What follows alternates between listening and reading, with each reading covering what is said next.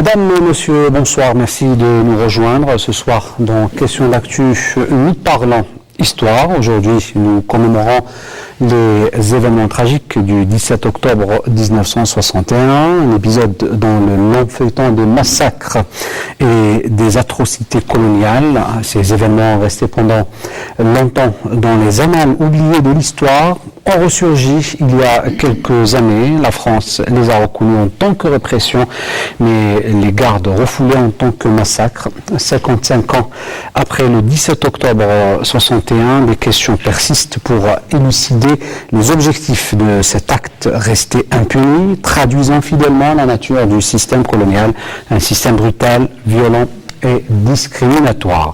Alors, quelle est la portée du 17 octobre 1961? Quelle est la signification profonde de ces massacres au moment où tout semblait s'acheminer vers un dénouement pacifique, entre parenthèses, de la guerre d'Algérie? Pourquoi avoir impliqué les FAP, Forces auxiliaires de police, les harkis en l'occurrence, dans la répression? Quel a été l'impact du 17 octobre, aussi bien sur le plan politique que médiatique, sur le cours des événements? Des questions et bien d'autres auxquelles nous essaierons d'apporter des réponses aujourd'hui à Questions d'actu. Et nous avons le plaisir de recevoir professeur Majid Mabdessi, professeur des universités, auteur de plusieurs ouvrages sur la guerre d'indépendance. Merci d'être parmi nous. Merci Nézim, merci Canal Algérie de cette invitation et merci à Canal de continuer à ouvrir le champ de l'histoire. Merci à vous également, je vous répondais à chaque fois présent lorsqu'il s'agit d'histoire de la guerre d'indépendance. À vos côtés, M. Mazid Boukhalfa, journaliste, vous êtes spécialiste également, et notamment, je dirais, des questions liées à la guerre de libération, l'histoire du mouvement national de manière générale. Merci d'être avec nous. Merci à vous de m'avoir invité. Avec nous ce soir, M.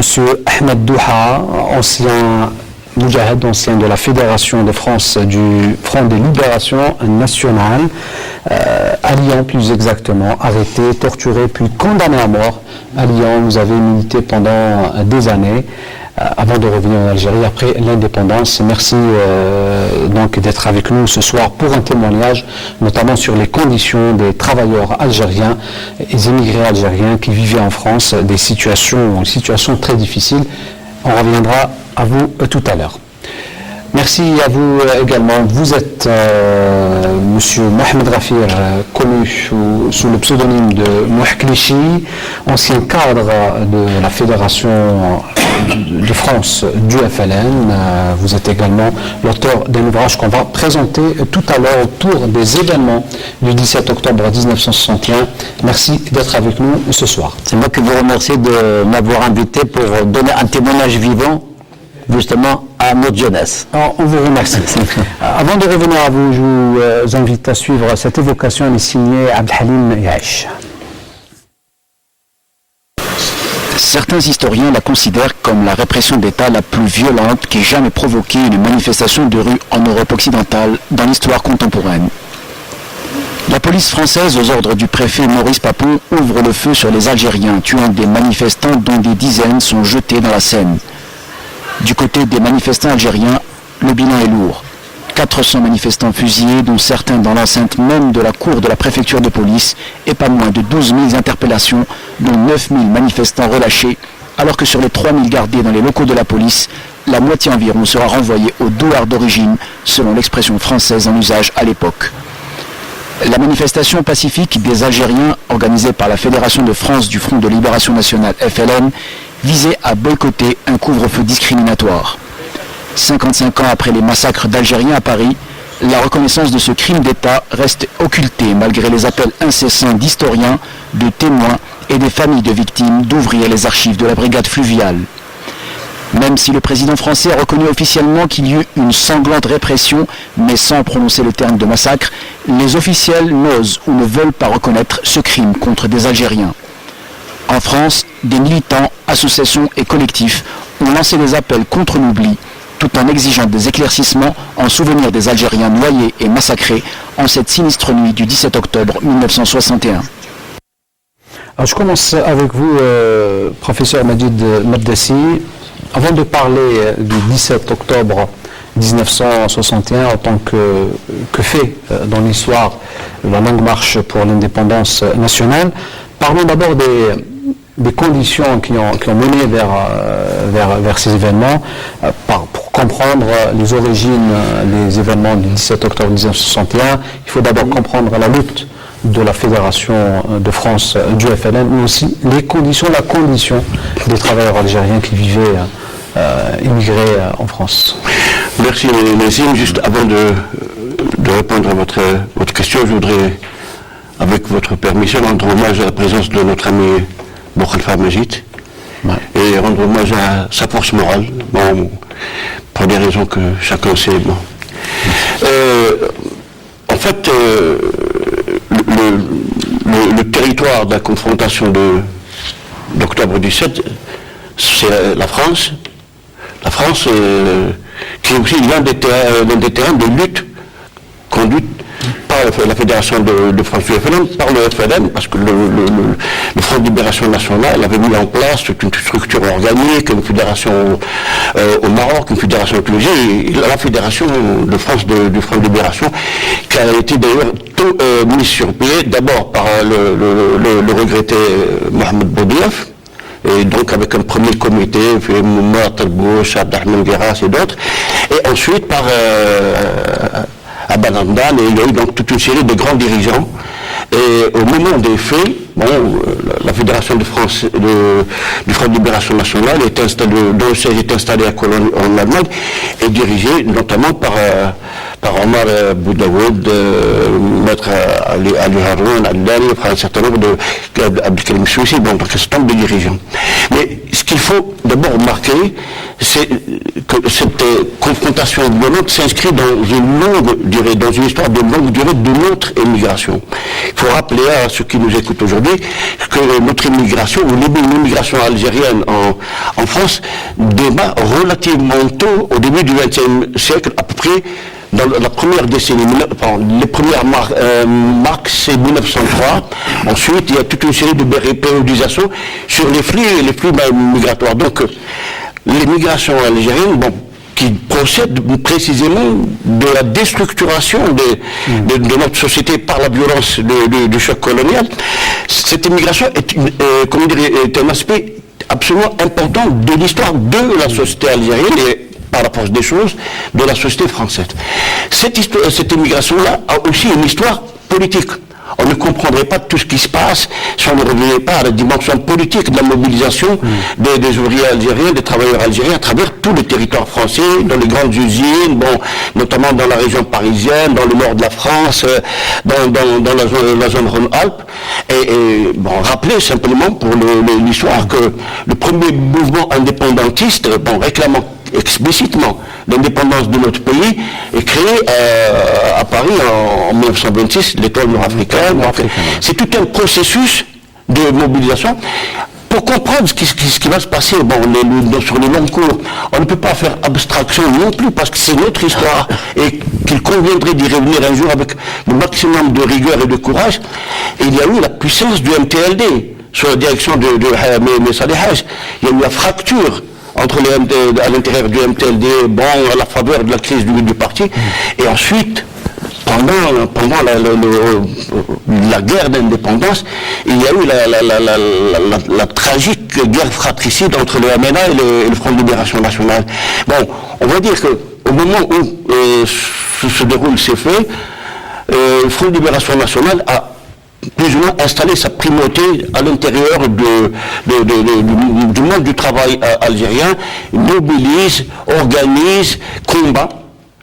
Et parmi les éléments circonscrits dans la région parisienne et à Paris, il y a eu des actions notables de la Fédération, notamment de l'organisation spéciale de la Fédération de France du Front de Libération Nationale, qui visait des policiers, et je crois que moi, je suis mieux placé que moi pour en parler, des policiers, pas n'importe quel policier, des policiers clairement identifiés comme ayant participé à des actes d'assassinat, de torture de militants algériens. Donc c'est un peu dans ce contexte-là que se situe un peu la base, le soubassement des événements. Maintenant, l'embrayeur direct, comme chacun sait, c'est l'arrêté du 5 octobre 1961 du préfet de police Maurice Papon. Bon, on y reviendra tout à l'heure au cours de cette émission. Je vous reposerai la même question, Mazid Boukhalfa, donc ce qu'on vient d'écouter de la part de Medjid Medassi.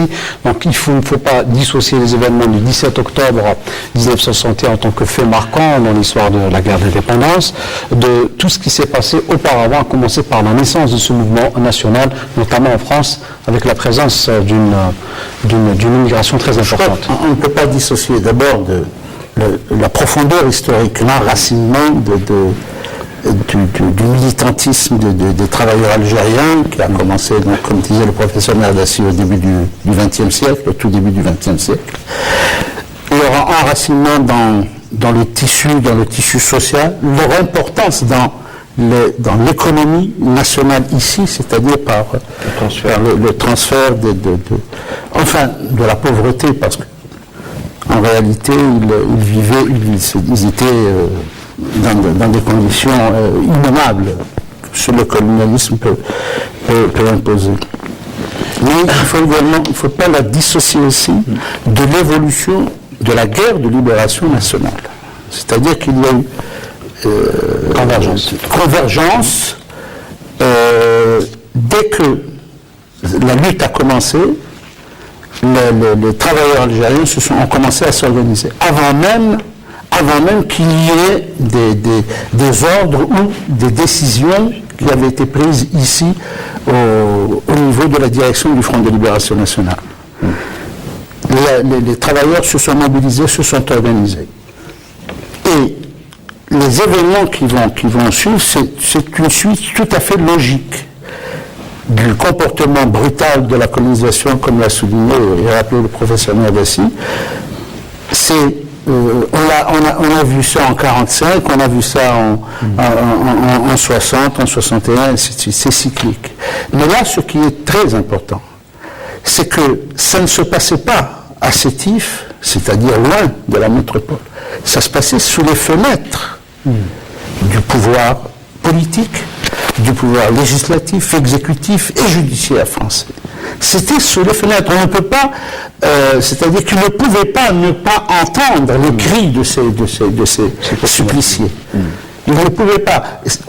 Aujourd'hui, le nom de Papon revient, c'est vrai, Papon, mais Papon ne peut pas cacher la responsabilité de l'État français.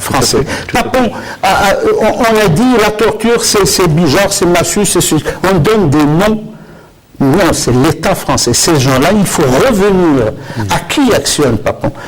On ne peut pas dire Papon a fait ça et les autres sont innocents. Ça se passait, De Gaulle habitait à l'Élysée, ça se passait sous les fenêtres de l'Élysée, Monsieur le Président.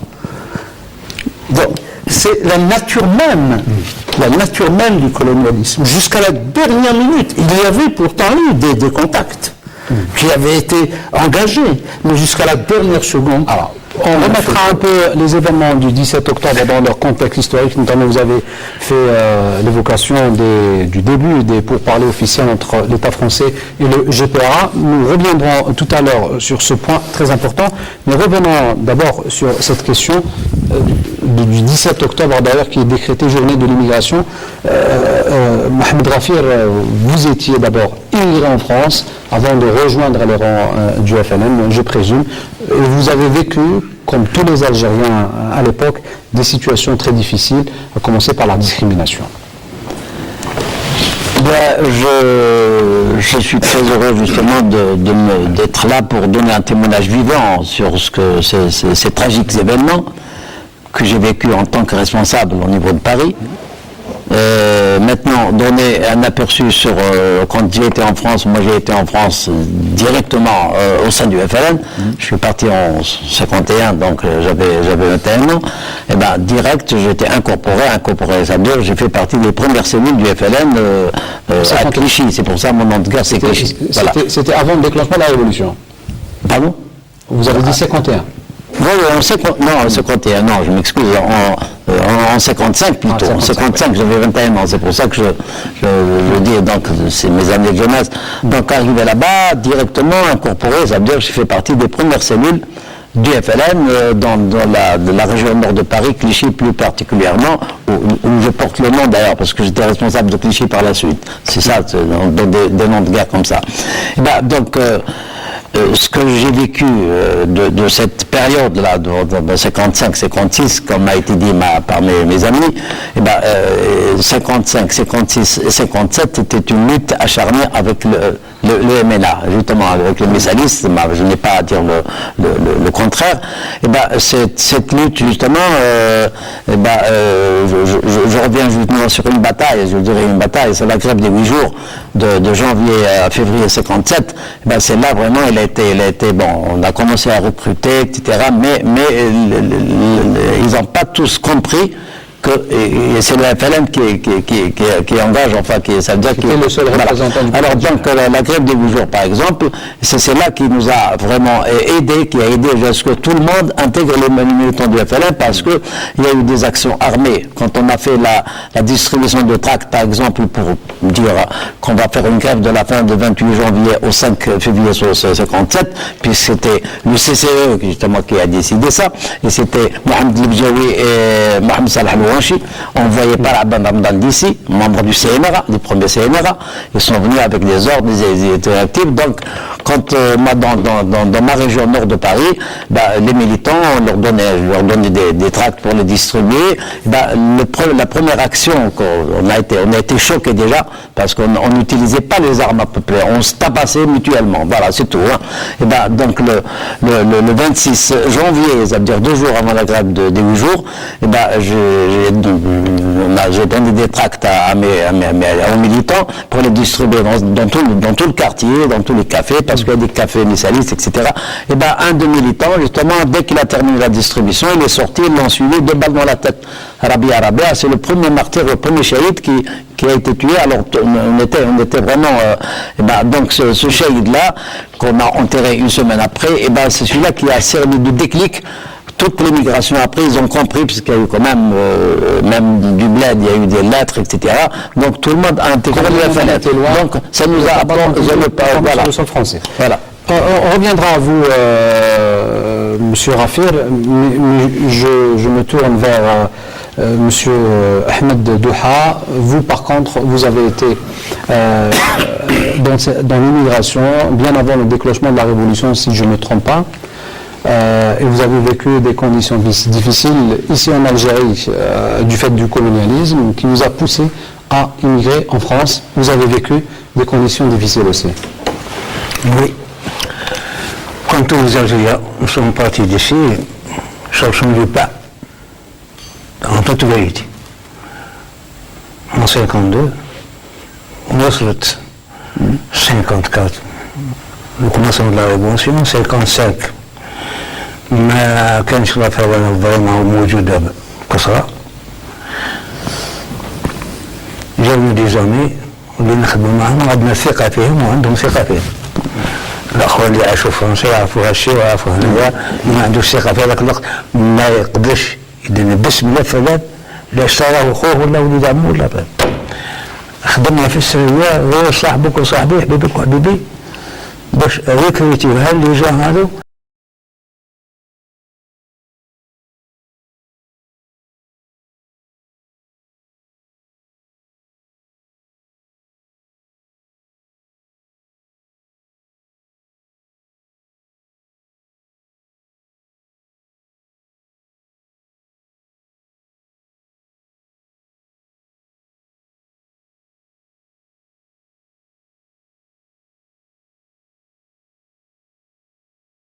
Les frères Koul se rappellent de ça. La pression la plus meurtrière, la plus grave dans le gouvernement français, c'est le pouvoir spécial Tabolis Mounori. Mobilisant certains membres de CRS spécialement pour les militants du FLN, contre les militants du FLN spécialement. On a ciblé assez de rafles de ramassage dans les paniers du Semouha, après les du Sahel, comme je vous disais.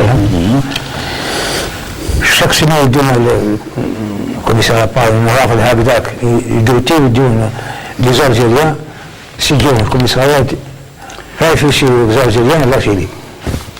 Pendant 2 jours, 3 jours, pendant une semaine, en 1956, après le congrès de la Somme, avant la révolution, grâce à ces hommes très intelligents, اللي يرتبوا الترتيب هذا النظام اللي aucun monde intellectuel au monde peut le faire.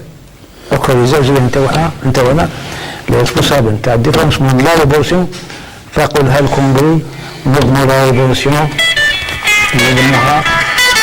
Monsieur Douha, on reviendra à vous pour d'autres témoignages concernant donc la situation que vous avez vécue en France. Mais, Monsieur Merdassi, nous commémorons les événements tragiques du 17 octobre. Quelle est la portée de ces événements sur la mémoire collective, que ce soit ici en Algérie ou en France? Je vais répondre très rapidement et de manière à la limite technique. Nous interrogeons nos productions intellectuelles et artistiques sur l'événement. À ma connaissance, je souhaite là encore être détrompé, je ne connais pas d'ouvrage, notamment d'ouvrage à caractère académique, consacré à l'événement sous la signature d'auteurs algériens. Nous avons bien entendu la thèse de Linda Mélis sur la Fédération de France du FLN, nous avons le témoignage de Maître Ali Haroun sur la William la 7e. Concernant les productions documentaires, il y a le documentaire de référence est signé par Jacques Panigel, il faut Octobre à Paris, qui a été censuré par les autorités françaises pendant un demi-siècle. Il faut signaler le documentaire signé par Agnès Denis et Mehdi Lalaoui, Le silence du fleuve, et récemment une production coproduite par l'Algérie de Yasmina Adé, ici on voit les Algériens. Cela reste sur le marqueur mémorial. Mais maintenant il faut revenir au fait lui-même, au fait historique des massacres du 17 et du 18 octobre 1961. Est-ce que vous sous-entendez que les événements ont été occultés, notamment ici en Algérie? Pardon? Est-ce que vous sous-entendez que les événements ont été, entre parenthèses, occultés, notamment ici en Algérie? Non, il y a eu l'institution de la Journée nationale, de l'immigration, qui était générique. 93. Mais moi, je parle de ce qui existe dans le champ intellectuel et culturel national. Je n'en tire aucune conclusion, j'en fais au moins le constat que personne ne peut contester. Par contre, je vais revenir aux événements du 17 et du 18 octobre, à leur embrayeur, et à leur, comment dire, soubassement. Leur embrayeur, c'est le communiqué signé par Maurice Papon, le 5 octobre 1961, instituant un couvre-feu pour les travailleurs algériens, je crois que c'est 21h, je crois, jusqu'à 5h du matin. C'est ça. Oui. Et il n'y a pas eu que cette décision. Juridiquement parlant, à cette période-là, les travailleurs algériens étaient français de juridiction. Bon. Donc c'est vraiment un délit de faciès. Deuxième décision prise par Maurice Papon à la même date, l'obligation de la fermeture des établissements fréquentés par les Algériens à 19h. Troisième décision prise par Maurice Papon, l'interdiction aux Algériens de circuler en petits groupes. Donc, il s'agit clairement d'une démarche politique et d'une démarche policière visant expressément le Front de Libération Nationale. Bon, mais avant de dire quelle a été la réaction de la Fédération de France et tout, il faut revenir à une situation, au soubassement de l'immense répression qui va suivre la marche pacifique du 17 octobre. Ce qu'on appelle la bataille de Paris. La bataille de Paris n'a pas été engagée en octobre 61, elle a été engagée très tôt par la Fédération de France, par l'organisation spéciale de la Fédération de France du FLN. Là, je me permets de renvoyer ceux qui nous écoutent aujourd'hui, ceux qui nous regardent, à l'ouvrage de référence du professeur Darou Djerbel, qui a consacré un très bon travail à cette fédération. Alors, l'organisation spéciale de la fédération, je reviens, la bataille de Paris a opposé le Front de Libération Nationale au service de la répression, c'est-à-dire de la préfecture de police, et particulièrement au FPA, les forces de police auxiliaires. Il faut le dire clairement. Mais avant de parler de FPA, permettez-moi de vous poser une autre question dans ce sens, bien sûr. Comment pourrais-je me permettre de vous interdire de poser une question? C'est mon travail. Alors, pourquoi vouloir paralyser la Fédération de France? Pour une raison simple, parce que le modus operandi, le mode de vie des militants du Front, ce sont tous des travailleurs, des ouvriers, qui terminent leur journée à 17h pour rentrer chez eux, pour rentrer dans les hôtels, pour aller dans les restos. Et donc, les rencontres, ce sont des rencontres essentiellement nocturnes. Voilà le premier élément. Deuxième élément, on leur interdit la circulation dans l'espace public français, on leur interdit le regroupement. Pourquoi? Parce que la thèse policière française de l'époque, c'est que les éléments du Front de Libération Nationale, des forces spéciales, qui attaquaient les policiers français, circulaient par un petit groupe de 3. Donc on interdit le petit regroupement, on interdit la circulation, et on interdit toute la vie collective de la communauté algérienne dans la région parisienne par cet arrêté instituant le couvre-feu. Mais je reviens à cette notion de bataille de Paris, je renvoie notamment à l'immense travail de Jean-Luc Einaudi. La bataille de Paris a opposé les militants du Front aux forces de la police française et au FPA, ces fameux FPA dont nous devons parler. Ce sont des harkis. On les identifie clairement. Donc juste pour donner des détails, parce que c'est important.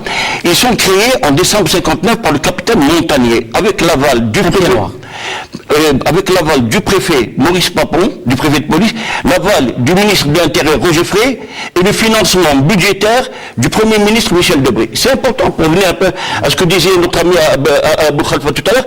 Il s'agit bien d'une démarche d'État. Alors, une démarche d'État qui s'inscrit, Amazit Boukhalifa, dans un contexte marqué, notamment sur le plan politique, par des pourparlers engagés depuis 4 mois,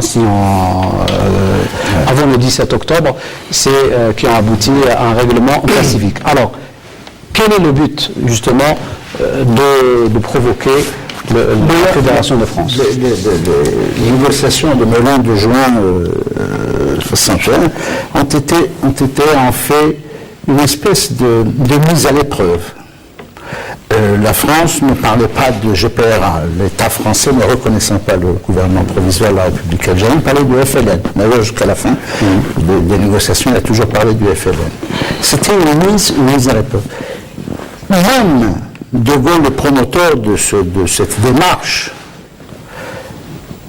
espérait encore l'émergence d'une autre voie, c'est-à-dire une tâtonnée. C'est la troisième force, mais ils en étaient encore au niveau du tâtonnement. Je pense qu'il y a, à l'intérieur, bien sûr, dans ces événements d'octobre, il y a aussi la volonté de provoquer d'une certaine France, c'est-à-dire une certaine frange de l'État, dans cet État français, il ne faut pas oublier qu'il parlait des ultras. Pardon, vous parlez des ultras? Des ultras, bien sûr, des ultras, mais également, écoutez, la guerre de libération nationale a déstabilisé ce pays.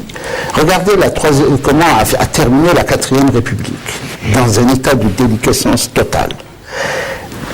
N'oublions pas que au sein de l'armée commençaient à naître des idées putschistes. Cette armée présentée bonapartiste, puis républicaine, etc., commençait à naître des idées de putschistes. Il y avait également dans l'administration, et ce n'est pas un hasard si ce sont des gens du type Papon, qui était, Papon,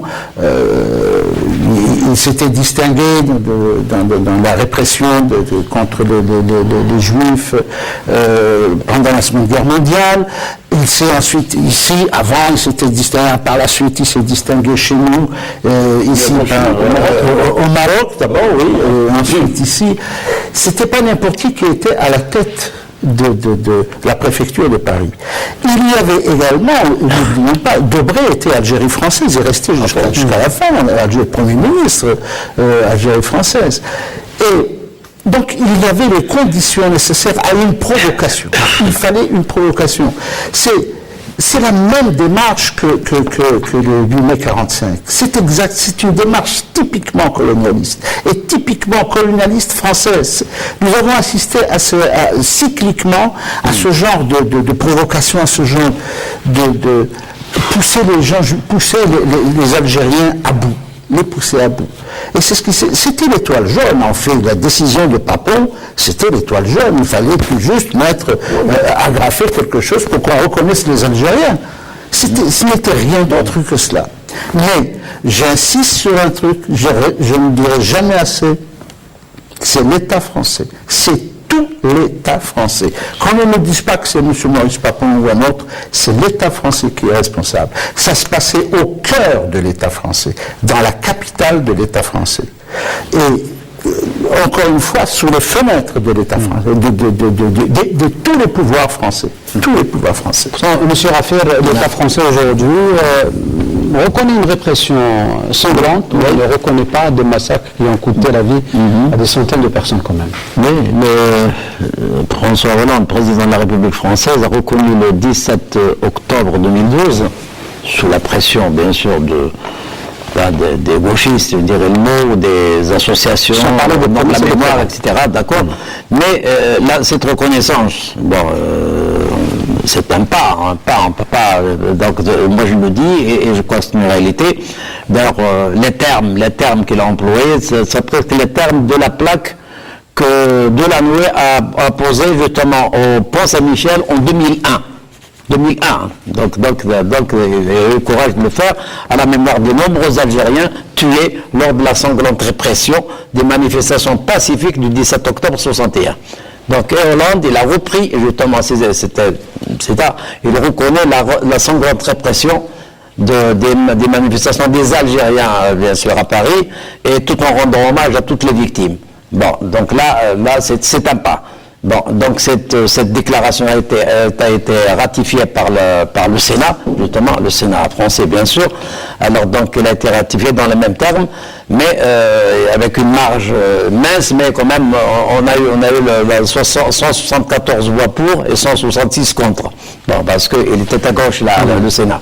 Et ben, donc cette reconnaissance, justement, c'est un soulagement pour nous, et en même temps, un soulagement dans le sens où c'est un pas, comme je dis, parce qu'il y a tellement de soulèvements. C'est le premier soulèvement que je peux dire. J'ai posé la question à Benjamin Stora, donc je lui ai dit, il m'a dit effectivement, c'est le premier soulèvement populaire que la France a reconnu depuis 1830.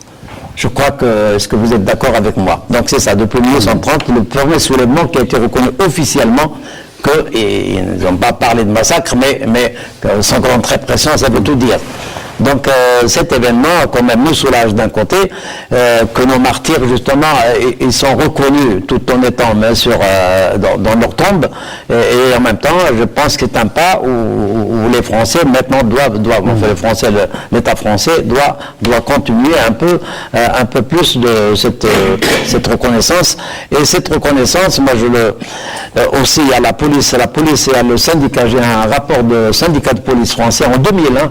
Le syndicat de police français, vraiment, il a été vraiment, je l'ai ici, je ne sais pas si je peux lire quelques trucs pour encore être soulagé. Voilà. Le syndicat de la police nationale, etc.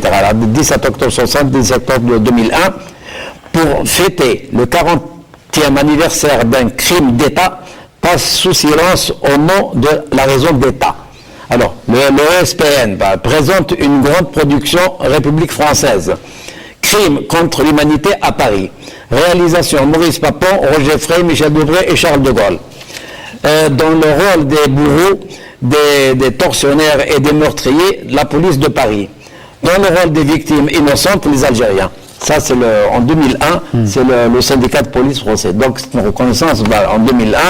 Alors, en 2000, après 2001, c'est Delanoë. Après, il y a eu justement cette... Alors, pour nous, c'est un événement... Mais cette reconnaissance, je me tourne vers vous, Métessi, elle est beaucoup plus... elle provient beaucoup plus des collectivités locales que de l'État français de manière générale. Ça traduit le malaise dans lequel se trouve aujourd'hui la classe politique française lorsqu'on évoque les massacres du 17 octobre 61. D'abord, juste pour le rappel, là nous traitons d'un fait situé dans l'espace, dans le temps, du 17 octobre 1961 à Paris. Il faut rappeler que le massacre est un modus operandi de la République française. La République française a massacré en Algérie depuis la pénétration coloniale. Elle a massacré en Afrique, Elle a massacré partout où il y a eu une présence de l'État et de l'armée française. Donc, le massacre d'octobre de 61 s'inscrivent dans cette litanie de massacres. Il y a eu le massacre de 45 dans le Constantinois, il y a eu le massacre du Nord Constantinois d'août 1955, et il y a eu le massacre de Madagascar en 1947. Et bon, il y a la République française, je l'ai dit, je le redis, est une république criminelle. Et cette république criminelle, aujourd'hui, elle est toujours dans une logique de déni des faits. Quand le président français reconnaît du bout des lèvres une tragique, il faut revenir à ce que disent les universitaires, les chercheurs. Je vais me permettre de citer l'appréciation qu'on donne deux éminents historiens anglais, James House et Neil Maxmaster, qui ont consacré un ouvrage qui est considéré comme aujourd'hui un ouvrage de référence sur le massacre de Paris en 61, qui disent exactement ceci. C'est la plus violente répression d'État qu'ait connue une manifestation de rue dans l'histoire contemporaine de l'Europe. C'est clair et c'est sans bavure. C'est la plus violente répression d'État. Bon, donc là, nous ne sommes pas dans les jeux dire politiciens en fonction du calendrier politique français. Je te reconnais un peu. Bon, il y a une situation. La France est profondément dans une logique de déni de ses responsabilités. Puisque notre ami Marc Lessy a cité Benjamin Stora, je vais me permettre de vous rappeler, Nazim, parce que c'est un débat que vous avez conduit, à Constantine, le professeur Stora a parlé du déni français. Voilà la situation. Et octobre 61 n'échappe pas en réalité à ce déni. Bon, et ce que je disais tout à l'heure avec raison notre ami Boukhalifa, et en mettant une petite nuance sur la question des négociations. En fait, les négociations étaient à ce moment-là gelées. Et au moment où Papon sort sa familiarité, il y a un diplomate suisse qui jouera un rôle important d'intermédiaire entre les autorités françaises et le gouvernement provisoire algérien, M. Long, pour le citer, qui est en contact avec le ministre des Affaires algériennes et Taïb Boulharouf, responsable du Front de Libération Nationale, pour essayer de relancer la machine, et notamment en disant aux autorités françaises, il faut relancer la négociation maintenant, parce que sinon, ça va devenir de plus en plus explosif. C'est-à-dire qu'en fait, la négociation a été en peine, parce que, bien sûr, il y a des calculs géopolitiques de la part du général de Gaulle, il y avait la question du Sahara, il y avait d'autres questions qui étaient c'est dans ce soubassement que s'est inscrit cette... Boukhalifa a raison de le dire, à l'intérieur du gouvernement français, il y avait une fracture politique entre les activistes pro-Algérie française, notamment le chef du gouvernement Michel Debré, et les gens qui étaient un peu plus ouverts à l'idée de reprendre les négociations avec le Front de Libération Nationale. Et cette répression massive, parce qu'il faudrait bien parler des bilans, mais écoutez, il y a le bilan des morts qui est affreux. Il y a le bilan des arrestations qui est quasiment sidérant. Il y a eu près de 12 000 Algériens arrêtés, embastillés, placés dans des stades, le palais de sport de Versailles, le stade de Coubertin, et je l'oublie. Alors, rapidement, sur ces reconnaissances dont parlait Marc Lessy, qui sont importantes effectivement. Mais je crois que la France d'aujourd'hui est amenée à donner du lest en raison simplement du nombre d'enfants qui descendent, qui sont français, et qui descendent de ces manifestants, des Algériens, de ces Algériens qui sont, avec le temps, les enfants, ces Algériens d'origine, qui vont poser des questions et qui posent des questions. Et qui sont aujourd'hui, qui demandent des comptes, parce qu'ils sont français, ils se sentent exactement comme les descendants des Juifs ont demandé des comptes. Alors ils disent, ces Algériens, ces descendants d'Algériens, ces descendants de travailleurs algériens, aussi demandent des comptes. Ils posent des questions à l'histoire et ils posent des questions directement à l'État français. L'État français se trouve dans cette obligation. Cette obligation. Et puis, il y a une chose qu'on oublie, on a dit contre les Algériens, c'est-à-dire M. Maurice Papon a pris une décision, la préfecture mais je croyais que depuis mai 58, Quand De Gaulle est venu, il avait dit qu'il n'y avait qu'une seule catégorie de citoyens, des Français à part entière. Nous étions Français à part entière. Comment est-ce que l'État français, encore une fois, admet une décision qui concerne une partie de ces Français? Discriminatoire. Oui, c'est beaucoup plus que ça. C'est raciste. Oui, c'est purement raciste. FMA. Français musulmans algériens. Français musulmans. Alors, dans les massacres du 17 octobre 1961, il y a eu aussi l'implication des forces auxiliaires de police, des harkis en l'occurrence, qui se sont distingués par leur brutalité et leur acharnement contre les militants du FLN installés en France. On regarde ce reportage et on revient juste après avec vous, Mohamed Kish. Courant sur les mains les harkis, qui seront plus impitoyables et sans aucune pitié. Lorsque la police n'arrivait pas à les faire parler, on les menaçait de les remettre au centre d'entraînement des calots bleus. Et alors, on les remettait au calot bleu, c'est-à-dire aux harkis de Paris, de l'équipe du capitaine Montaner. Et là, beaucoup qui ont été remis entre les mains des harkis n'en sont pas sortis vivants. Au départ, كانوا الحركة ولاو يضربوا بعض الناس اللي يروحوا حاشاك البيت الراحة كانت مخفية هكا يضربوهم وينحيوا لهم اللي عنده ساعة والله عنده خاتم تاع ذهب والله ينحيوه له. الور ولات الفوضى ثم كانت الفوضى جاو قالوا له ما واش كان ولا نحاهم جابوا لنا العسكر اللي كانوا متكلفين بينا الداخل. Moi je ne suis pas politique. Je sais que la répression, elle n'a pas arrêté. Moi je ne dis pas qu'elle a été plus ou moins. Mais quand il y a eu les harkis, effectivement, parce que les harkis, ils avaient une supériorité, ils connaissaient la langue, ils allaient dans les quartiers arabes. Et puis, c'est des harkis, c'est des traîtres. Donc, ils n'ont pas la formation de républicains français, ils n'ont à obéir à personne d'ailleurs, ils n'ont pas à obéir à la loi. Ils sont là comme c'est des sbires, c'est des hommes de main. Donc ils ont fait des dégâts épouvantables. Il existait à l'époque la force de police auxiliaire constituée de supplétifs algériens encadrés par des officiers de l'armée française agissant sous les ordres directement du préfet de police et qui ont commis de nombreux crimes durant cette période.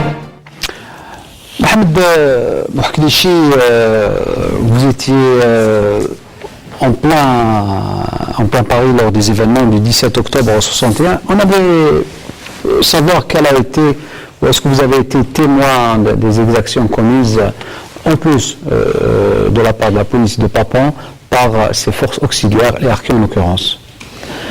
Justement, moi, j'étais quand même cadre au niveau de la Wilaya 1, Paris, rive gauche, bien sûr, j'étais en comité de Wilaya, mais nous, les manifestations, quand justement on a reçu l'ordre justement de la fédération, bien sûr, avec la coordination du GPRA effectivement, justement de sortir, parce qu'on a fait des rapports déjà quand le couvre-feu a été déclenché le 6, et ben nous le 7 on a envoyé des rapports justement au comité fédéral pour leur dire que la situation elle est, et on peut pas justement rester comme ça sans réponse. On n'a pas le droit d'ailleurs de décider sur place, on attend les directives pour décider. Parce qu'il y a eu un couvre-feu au départ, déjà avant, le 1er septembre 58, il y a eu le premier couvre-feu, pas pour toujours, hein, justement. Après, quand on a déclenché le second front armé du 25 août 58 à 0h, quand on dit second front armé, c'est le 1er novembre en Algérie, le second front armé en France. 5 jours après, Papon a justement décrété le couvre-feu pour les Algériens. Et ben nous on n'a pas tout qu'on l'a boycotté justement parce que l'organisation a dit non, il faut pas l'appliquer. On n'a pas appliqué, il y a eu quand même des blessés, des morts, même il y a eu des basanés comme nous, des Italiens ou même l'Amérique du Sud, il y avait un qui a été tué, même malmené. Il y avait même un journaliste américain justement qui a le même temps que nous, il a été malmené justement le 1er septembre 58. Hein. Donc c'est pour ça que ça c'est un deuxième couvre-feu couvre-feu qui a été décrété 3 ans après. Et ben, justement l'OS qui a déclenché le second front armé décidé justement par la Fédération de France et en coordination avec le GPRA, bien sûr, avant le GPRA, le CCE au départ, parce que le second front armé il a été déclenché avant la création du GPRA. Et ben, donc cette manifestation, c'est-à-dire ce premier coup-de-feu qu'on a quand même boycotté, et ben, il a été quand même quelques temps après, 15 jours après, donc le 15 septembre, c'était l'action armée de nos fidèles du commando de l'OS contre Jacques Soustel à la place de l'Étoile. Ça justement, parce que... Et 4 jours après, le 19 septembre, c'est le GPRA qui a été constitué. Donc nous, à partir de là, c'est justement ce second front armé, puis c'est généralisé dans toute la France, surtout d'après les directives reçues de l'époque, pour l'OS, effectivement, on a ciblé les objectifs militaires et économiques uniquement. Alors surtout, à chaque fois, attention les cibles, attention les civils.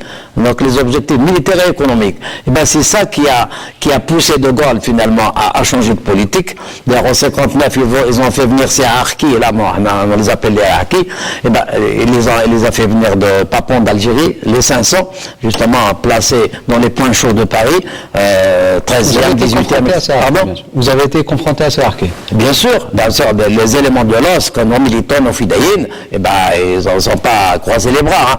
Donc eux, c'est à partir de cette date, quand ils sont venus, qu'on commence à perdre justement, ça veut dire à perdre, que la scène a commencé à consommer.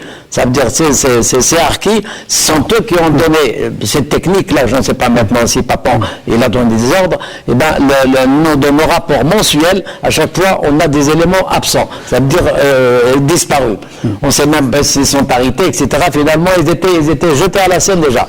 Voilà. Alors, Majid Moudessi, pourquoi impliquer des harkis? Et là, il me revient une phrase de Paulette Péju, la journaliste. Alors elle dit, sans la guerre et la répression, ils ne sont plus rien, ni algériens, ni français. Juste pour rebondir sur le témoignage de Mohamed Lessi, en juillet 1960, la Fédération de France du FLN lance un appel en direction des membres des forces de police auxiliaires, c'est-à-dire les harkis, qui ont été transférés d'Algérie à Paris pour combattre le Front de Libération Nationale, en leur disant il faut revenir à vos origines. Il ne vous reste que ce chemin-là pour récupérer la dignité et l'honneur. Alors, bien entendu, ils n'y ont pas répondu, et il y en a un qui était responsable, le groupe harki, qui a répondu et qui a été assassiné par un élément de services spéciaux français. Son cas est connu, il a été cité notamment par Jean-Luc Eloni.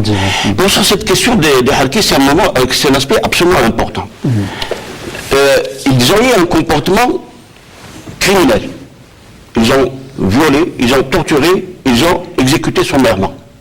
Donc, les harkis ont sur les mains le sang algérien. Donc, il faut mettre fin à cette ancienne de harkis victimes. Bon, la situation des harkis dans notre pays est une situation effectivement compliquée. Moi, j'ai eu des témoignages d'officiers de la LN qui disaient dans certaines régions, les officiers de la LN, pour des raisons tactiques, ont incité des jeunes à intégrer les groupes de supplétifs que constituait l'armée française. Et il faut rappeler qu'il y a eu aussi des groupes de harkis qui ont déserté armes et bagages et qui ont rejoint les rangs de la LN. La situation n'est pas aussi simple qu'il y paraît. Mais globalement, les harkis ont participé de manière active. Les harkis, les harkas, qui ont été armés pour cela, qui ont participé de manière directe dans les actions de la guerre. Cela dit, il y a eu toute une déclinaison de mobilisation, notamment dans les milieux des campagnes algériennes. Il y a eu premièrement, il y a eu des groupes d'autodéfense, il y a eu le groupe mobile de sécurité, il y a eu les GMPR, le groupe mobile de protection rurale. Il y a toute une série de déclinaisons de mobilisation des Algériens, en fait, globalement et dans le détail, dans un combat contre le projet national algérien porté par le Front de Libération Nationale. Et ça a commencé très tôt. Ça a commencé dans les ORS, par le travail de l'ethnologue qui est maintenant connu, Jean Servier, qui a joué sur les rivalités tribales dans les Aurès pour monter des tribus censées être, comme dire, hostiles aux tribus d'appartenance du grand dirigeant Moustapha Ben Boulaïd, pour monter les premières harkas et armer les premières harkas contre les aimants de la LN.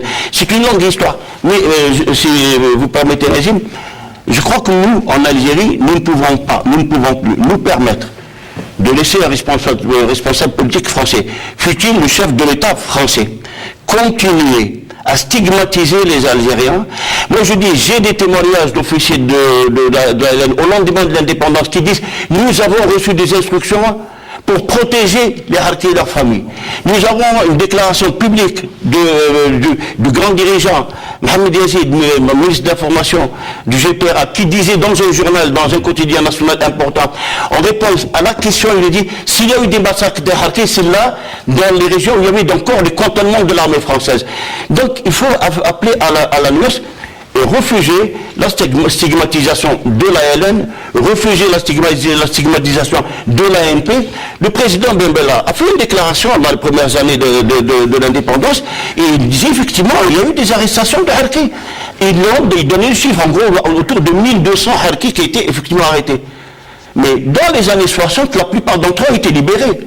Donc, il faut arrêter de nous bassiner avec les Algériens, les mains des Harkis, ça ce n'est plus possible, ce n'est plus permis. Cette histoire, jusqu'à un certain moment, on considérait cette question des Harkis comme une question franco-française. Après tout, ces gens qui ont pris les armes contre leurs frères, l'ALN ni le FLN ne leur ont jamais promis le paradis, ni ils étaient des ennemis du début jusqu'à la fin. Si la France a abandonné ses hommes, etc., ça c'est son problème. Il y a eu ce qu'il y a eu. Il y a eu ce qu'il y a eu. Ça s'est passé dans tous les conflits sur la Terre.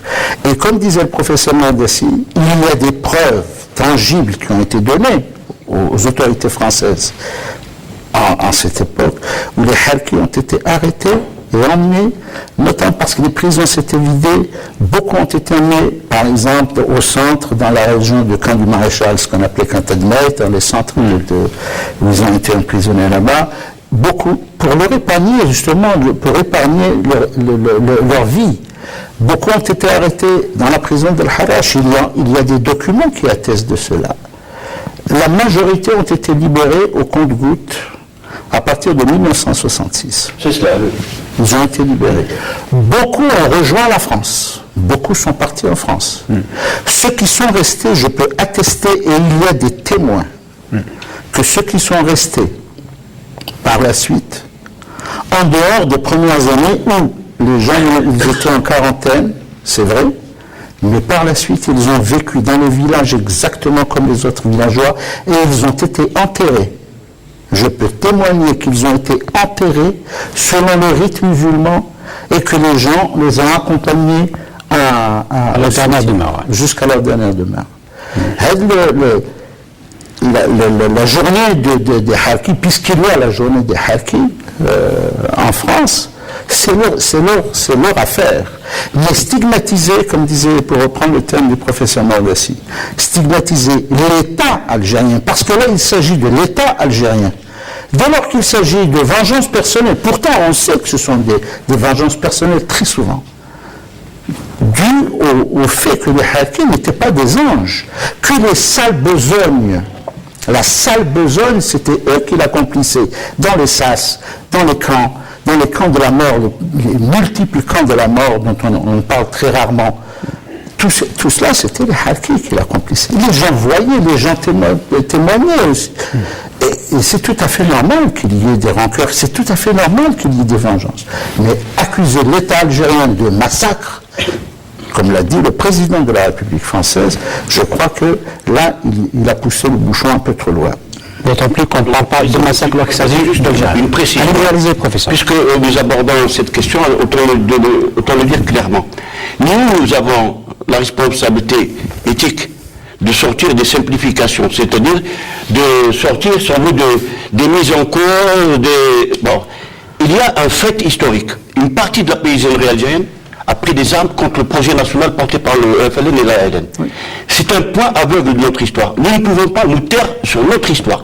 Il nous appartient de questionner notre histoire, de questionner ses engagements contre le projet national, de la manière la plus rigoureuse, pas en stigmatisant, pas en essayant de comprendre pourquoi des Algériens ont accepté de prendre des armes contre ce qui est un projet national porté par le FLN, mais maturé par toutes les résistances des Algériens de tout statut, de toute origine, de toute région du pays, contre l'emprise coloniale. C'est une question qui nous interpelle, sur laquelle nous ne pouvons pas garder le silence et qui ne peut pas se satisfaire des médisances et des procès en sorcellerie. La question harki est un point aveugle de notre histoire, ça ne peut pas rester indéfiniment. Merci, professeur Majid Maddessi, professeur des universités, auteur de plusieurs ouvrages sur la guerre d'indépendance. Merci à vous également, monsieur Amazit Boukhalfa, journaliste. On vous rend hommage aussi pour le courage que vous avez eu et participé à cette émission en dépit de votre deuil. Donc merci encore une fois. Merci à vous également, Mohamed Rafir Dimouhkilichi, ancien cadre de la Fédération de France. Je crois que vous avez quelque chose à dire. Moi, ce que je vais dire justement dans ces massacres, justement, je crois qu'il y a une lycéenne de 15 ans, justement, c'est un symbole pour nous, moi qu'on appelle, nous, Hassib Abouali de l'immigration, justement, Fatima Abdar, justement, qui, avec son cartable, est sorti de son lycée, justement, par naïveté, justement, ses parents lui ont dit, justement, nous, on va y aller à la manifestation à Paris, parce qu'ils habitaient la banlieue, à Astin. Alors, elle lui a dit, toi, tu viens à la maison, etc. Mais elle, quand elle est sortie du lycée, ça l'a travaillé, elle a trouvé des Algériens en train de prendre l'écart, etc., pour y aller à Paris, parce que le rendez-vous, c'est à Paris, les manifestations, c'est au centre de Paris, et ben, elle a été avec eux. Elle a été avec eux, mais dans la foulée, elle a été arrêtée et torturée, etc. et jetée au canal Saint-Denis avec ils étaient une quarantaine en même temps, ceux qui sont partis dans le car, parce que le car qui partait de Saint-Denis pour Paris, eh ben, il était arrêté justement par la police à l'entrée de Paris, et ben, tout ce monde-là tabassé et jeté à la Seine. Donc elle a fait partie justement de ce lot. Et ben, c'est la plus jeune victime du 17 octobre 61, justement. On appelle nous Hassib Mbouali l'Arhama. Et ben, donc l'année dernière, c'est pour ça que la mairie de Saint-Denis, justement, a baptisé un parc au niveau de Saint-Denis, justement avec une cité, au nom de Fatima Abdar, tout en mettant en dessous la plus jeune victime du 17 octobre 61. Et donc la dépouille a été rapatriée. En 2006, dans le carré des martyrs à Tichy, à Béjaïa. Merci à vous également, M. Ahmed Douha, ancien cadre de la Fédération, ancien membre de la Fédération de France du FLN, arrêté, torturé, puis condamné à mort. Vous avez un dernier mot également. Un petit mot, باش نزيد شويه رجعت الى l'économie et politique 58 وجدت لافيدات l'économie parce que De Gaulle en 56 il a promis 58 Voilà. Je rappelle que vous avez quand même 83 ans. L'économie, le pétrole est quand même stationné, fait les fagots pour Montpellier, Marseille. Voilà. Merci à vous également, madame, monsieur, de nous avoir suivis avec nous ces témoignages de ces moudjahidines qui sont encore vivants. Dieu merci pour nous aider à écrire cette histoire de la guerre d'indépendance. Merci donc à vous, messieurs. Le livre, je rappelle, permettez-moi de, je ne sais pas si le réalisateur peut faire un petit zoom sur cet ouvrage, je sais que c'est un peu difficile. C'est Droit d'évocation et de souvenance sur le 17 octobre 1961 à Paris de Mohamed Rafir Dimouhkilichi. Je rappelle que l'ouvrage et sa à sa 4e édition. 5e édition, 4e édition. 4e enrichi, mais alors actualisé. Édition enrichie et actualisée. Vous le trouverez chez vos libraires, je crois aussi au salon du livre. Bientôt, aussi. mais il est chez la NEP actuellement. Chez la NEP. Merci. Donc, madame, monsieur, de nous avoir suivis. On espère vous retrouver la semaine prochaine pour un nouveau numéro de Questions d'actu. Je vous dis au revoir et à la semaine prochaine.